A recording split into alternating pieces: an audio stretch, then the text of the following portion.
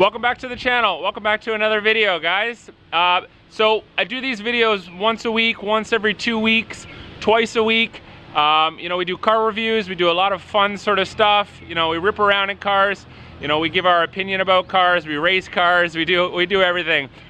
In exchange for all that effort, all I ask is that you guys would like and subscribe to the channel, like the videos, and show your support. Right? In order to do more videos and to grow this channel and turn that into an Urus in the future and not a Toyota Rav4, I need your support. I need you guys to hit that subscribe button and like and share the videos wherever you can. If you feel the urge to drop me a comment, please do so, okay? Let's get into the next video.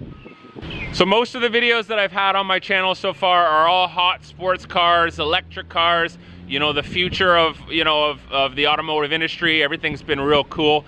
I've had this car, Toyota Rav4 2022, for the last week, and I wanted to take the opportunity today to do just an honest review of how I felt about driving this car. It's a very economical, sort of practical daily driver. Comes in about $30,000. This is the all-wheel drive model. Nice black sort of spec, chrome rims, pretty subtle, nicely specced out, pretty moderate, sort of modest car, but a pretty decent sort of daily driver. So let's just head around the car. We'll do a little zip around and give you the specs on it, take it for a little drive, and I'll give you my honest review and my honest opinions of the 2022 Toyota Rav4 all-wheel drive XLE. All right, let's take a look.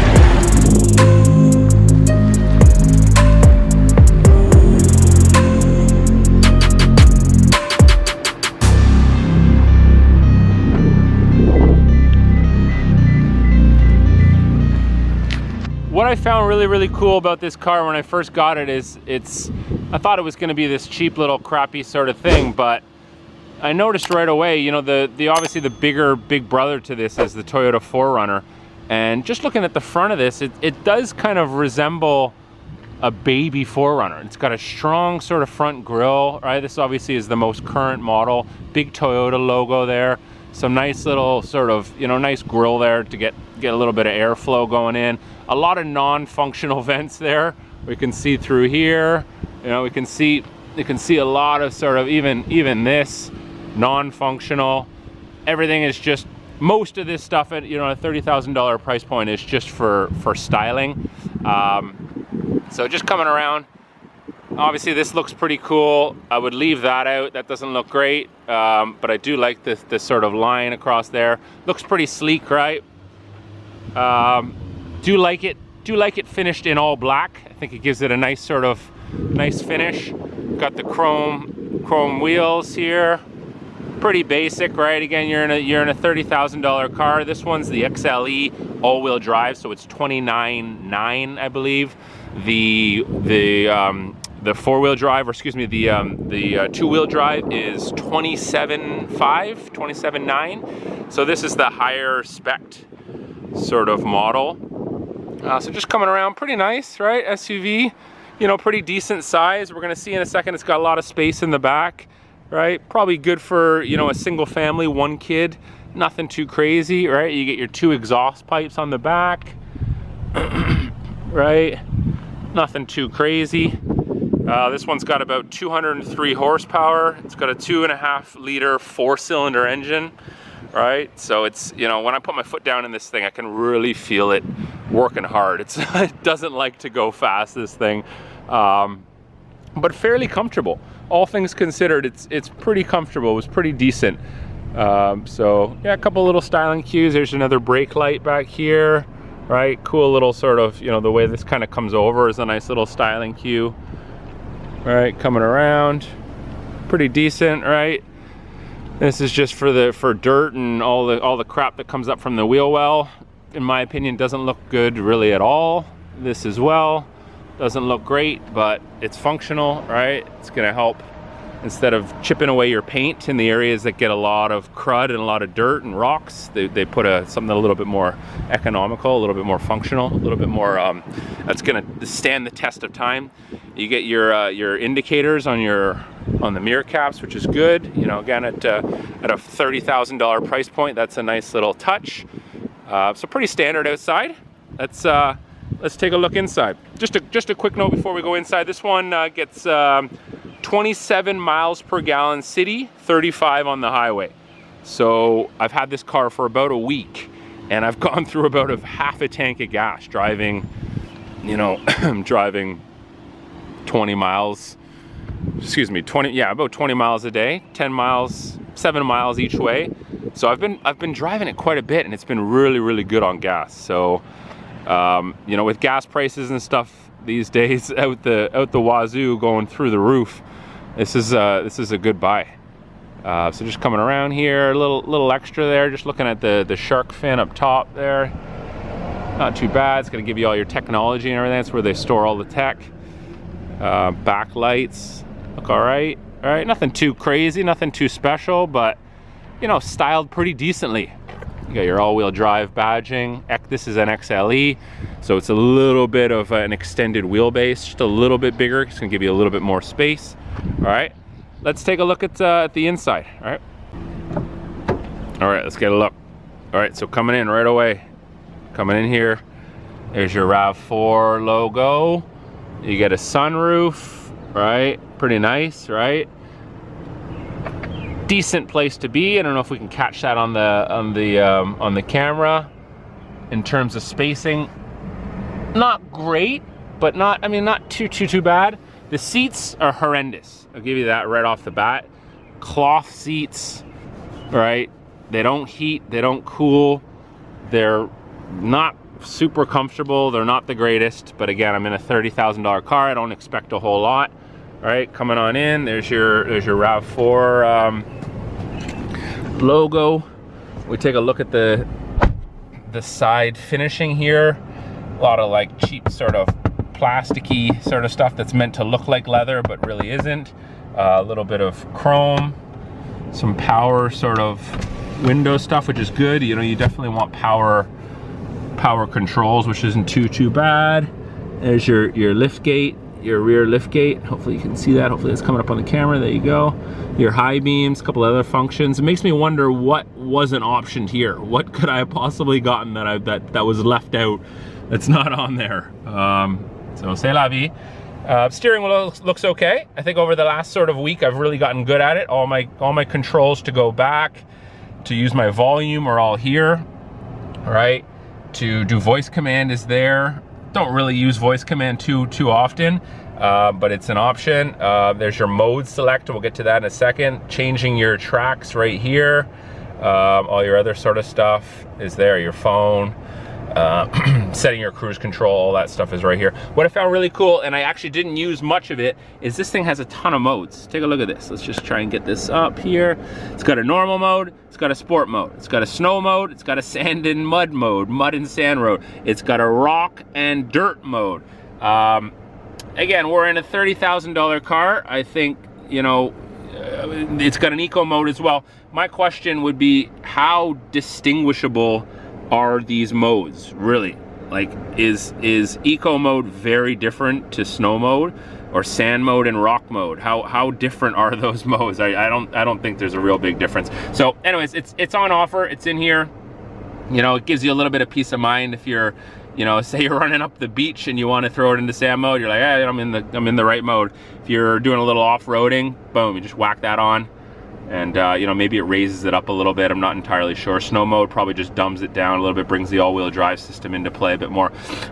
This one by default goes to automatic stop on the engine. Biggest pet peeve for me ever. I hate it. I can't stand the engine stopping and starting at lights. So not too great for me. You know, the controls in here, pretty standard, not too bad. I mean, it's pretty basic sort of stuff, right? There's your control, there's your off button, you bring it back on, right? You want to turn it, all the buttons through here, right? Give you a decent amount of feedback, not too bad. When I first got in here, they were took a little bit of getting used to. I'm like, okay, this is what I want to do, but how do I do it? And it took me a little while to realize, maybe I'm just slow, but it took me a while to realize that was the actual, if I want the rear, I have to hit that button. I didn't know where the button was. I was touching it like that. I was like, what's going on here? Is it underneath there? So maybe I'm just slow, but I figured it out after a while. There's your traction control as well. Excuse me.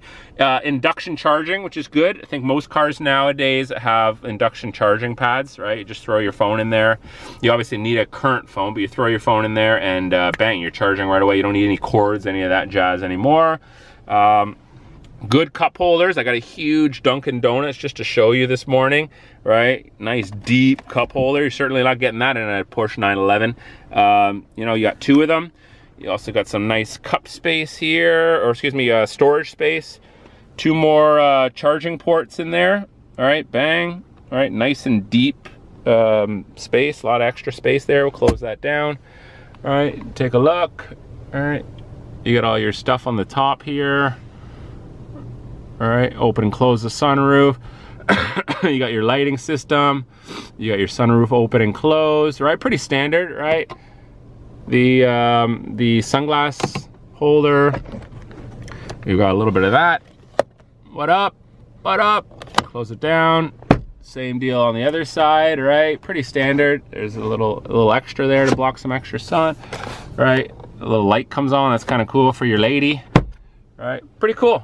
Not too bad. Not too bad. Again, $30,000. Not too bad. It's kind of like, I mean, I guess at the end of the day, you get what you pay for, right? One of the biggest things while we're in here that I should mention, I'm just kind of looking at the sort of tachometer and the digital display, right? Pretty, again, I keep using the word basic. It's like very basic. It's like when you're in a $30,000 car, you can only do so much. You can only put so much in there. And so, you know, you need to cut corners somewhere. So this is like, it kind of gives you what you need, but really nothing else. One thing I really don't like is this display, right? Look at that. It doesn't even look like it's a Toyota display. It looks like it's an aftermarket display. I turn the volume, it's like very laggy. It's just, you know, you hit home here. It's like, it's just not great. It's really not great. It feels very aftermarket. It feels very cheap. And I really haven't used it much. I plugged in my phone. It went right to Apple CarPlay, which is good. And then I just managed it from the steering wheel. That was about it. I didn't even want to go in there. I didn't want to fidget with it at all. It has no navigation, no nothing. So really, this is a huge eyesore for me when I first got in here. That's the first thing I noticed when I first jumped in this car. I was like, whoa, what in the world is that thing? It's looking pretty ugly.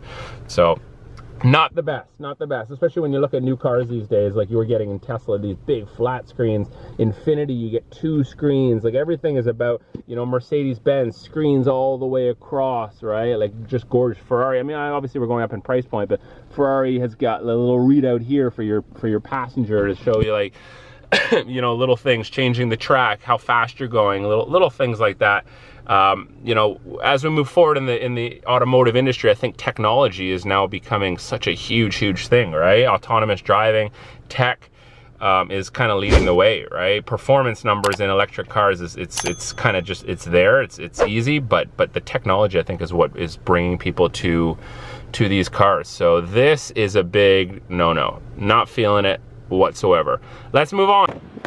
Take a quick little look-see in the back here. Again, same door as what you get in the front, almost identical, right? Cheap sort of leathers, a little bit of leather here, but all the rest is just cheap plastics, right? You got a pretty nice, this actually feels really nice, this handle. It's kind of chrome finished, right? A little bit of chrome here. You can tell they're trying to make it reasonably nice, right? The sound system is very average in here. I showed you the technology at the front. The sound system is not great. Little cup holder. Again, you get these really cheap seats, right? You could probably option out some leather seats or something a little nicer. These ones are really, really low end, not great, right? They probably hold smells really poorly with your pets. If you drop any food, they probably hold that. They probably stain a lot. They're just not good options. They're not great. They're cheap. You get a little control temperature in here, a little control setting there. You get 2 more chargers, which is good. That's important for your kids in the back seat or whoever's in the back seat. Pretty decent. I'm obviously fairly tall. I'm 6 feet, so I had it back a fair bit. There's still a little bit of leg room. That one's way back that side, so there's not much leg room there, but you get a fair bit. Not too bad, right? Let's take a look at the trunk space. All right, so let me just pop this trunk open. Boom. Automatic gate, which is good, right? You really, really want that for bringing your groceries and stuff like that and putting them in. So just taking a look at the back trunk here. This is one of probably the best feature of the SUV, is that you get a lot of space in there, right? We saw the back legroom. You can get 4 people in the car, but look at the trunk space, right? You can pull this over and pull that down around, cover some stuff up, right? You get that. You got a 12 volt battery, right, for doing a few things. You get a little bit of storage space there. I got my bag, got a bunch of stuff. This is a brand new car, so you got your floor mats. You got a couple other, I think this is a license plate holder. Got a couple other little mats and stuff in there, little knickknacks, right? A couple other little things, right? Pretty decent space, right? Let's close that down. And why don't we take it for a little spin, see how well it drives or how not well it drives. This wouldn't be a full honest review unless we got into the engine bay and had a good look-see, okay? So here we go. Ooh la la. Oh no, 1 second. I gotta use 2 hands for this. Take that. I'm gonna pull that open. And point it right there. All right, I just get that little strut there. Yeah, so it doesn't even have hydraulics to open it up. You literally need to use that. Cutting cost. So 2.5 liter, 4-cylinder engine, just over 200 horsepower. Nice little finish here. What I do love is that this is a 2022 car, so everything is nice and clean. Love to keep my engine bay nice and clean. Got all your fluids down there, right? Little engine doing his thing, a little baby engine doing his thing. Not a whole lot else to see, right? You know, a little bit more fluid sort of stuff over there. There's your battery, all right? Pretty basic. Let's shut her down. Move on. Quick looky of the key. Quick looky of the key here. Toyota Rav 4, looking mean. There it is. Pretty standard. Looks okay though. It's like kind of nice. And it is what it is. Unlock, lock. Bring the rear compartment open, and then if someone's breaking in your shit. All right, so here we are in the Toyota Rav 4, going for a little spin. So first things that I notice, steering is fairly tight, right? I like the steering. It's pretty decent, right? Not super sort of sports car oriented, but you know, given that it's a sort of mid-size SUV, it's good. It's not like the sort of Kia that I've been driving lately, where the steering is very, very loose. It's not like that. It actually has a nice, fairly tight sort of feel to it, which I like. Given the fact that it's an SUV and it's got a bit of weight on it, it definitely does feel sporty. It feels nimble. I don't feel a lot of weight behind the car, which I really, really enjoy. I think that's a big sort of selling point. Let's see how it does on these sort of little windy roads here as we give it a little bit. See if there's much body roll here as we come around. Not too bad, not too bad. Keeping in mind that it's a, you know, it's a little 4-cylinder, right? It doesn't really have much pep. It kind of, you know, it handles itself fairly decently. There we go. We got a little AMG action going on that side. In my opinion, I mean, I think this is a great sort of daily car. If you're in the market for a car and you don't need anything performance oriented, you just want to get a nice sort of, you know, decent daily driver, I think this one is pretty good. I mean, if you're not really fixated on having high level tech, as we mentioned, you know, that thing is a big no-no. I'm not really into that at all. But if you can get past that, and you know, and you just want a little bit of space, enough to cart the kids around, and you're not all flashy. You don't need a German-made car. This one's real good. Ticks a lot of the boxes. Good sort of practical daily driver. Just kind of popping around town here. Again, the car doesn't really have a lot of power, but it's got enough to sort of get you around the city. But if I did need to bounce in and out of, you know, a little pocket here and there, it doesn't really have enough juice to do that.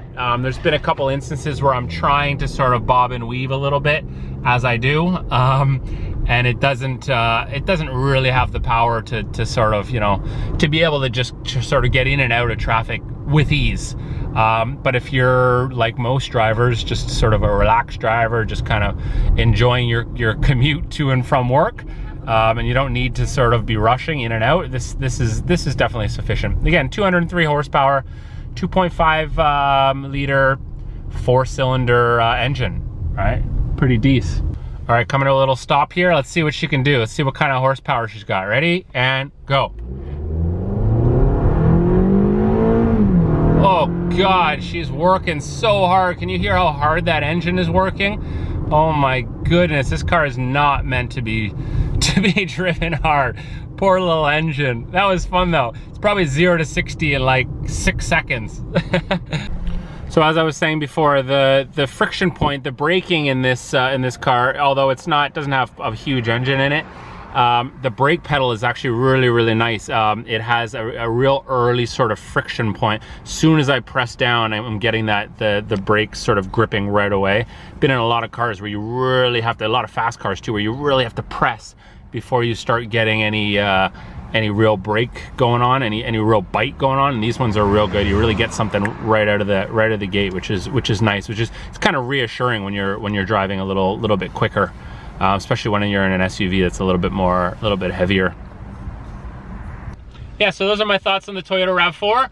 You know, $30,000, all-wheel drive, XLE, long wheelbase. You know, you kind of get everything you need for a good sort of daily driver. You know, obviously plus and minus a few little things. I think this is a good little package for what it is. I think there are a lot of people in the world that would be in the market for something like this. You know, I think Toyota's doing pretty good things with their brand. Obviously you can get a nice 4Runner. I've been out in the Toyota Supra, really good sort of stuff. They're making really good products, so I highly recommend the Toyota. And this RAV4 is I would say it's a buy, in my opinion, if you're in the market for something, you know, I don't want to say cheap, but you're in the market for something cheaper that's able to do it all. I think it's a pretty decent package. So mass market car, Toyota RAV4. All right, it's a buy. Subscribe, like, share if you haven't done so yet. Support the channel, please. Do it now, and I'll see you in the next video.